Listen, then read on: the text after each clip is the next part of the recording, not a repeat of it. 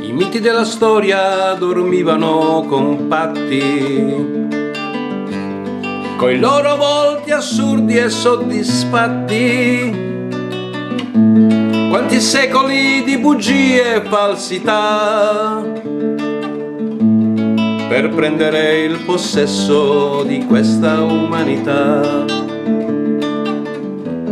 Sognavano di certo i grandi imperi, poggiati sulle fosse dei leoni, mandavano al massacro le legioni, violavano i confini naturali, violavano i confini naturali.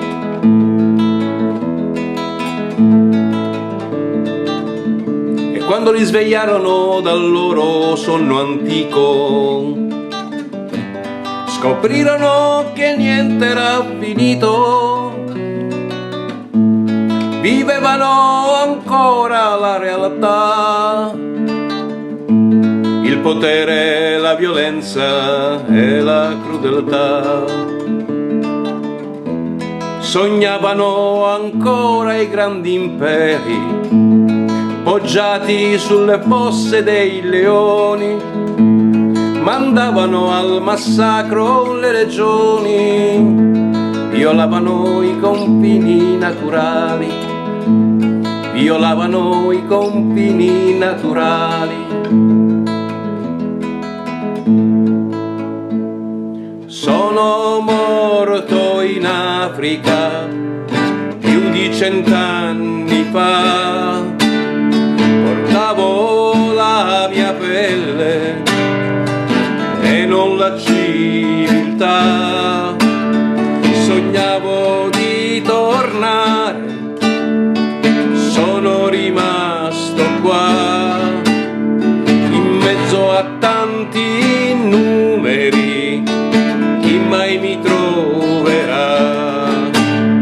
Continuo ancora a chiedermi chi dormirà con lei, chi sfiorerà i suoi sogni ed i capelli suoi.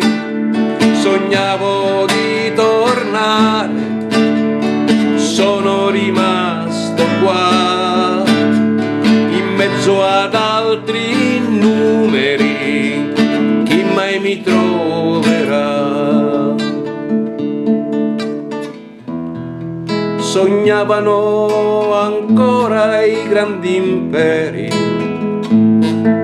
poggiati sulle fosse dei leoni, mandavano al massacro le legioni, violavano i confini naturali, violavano i confini naturali.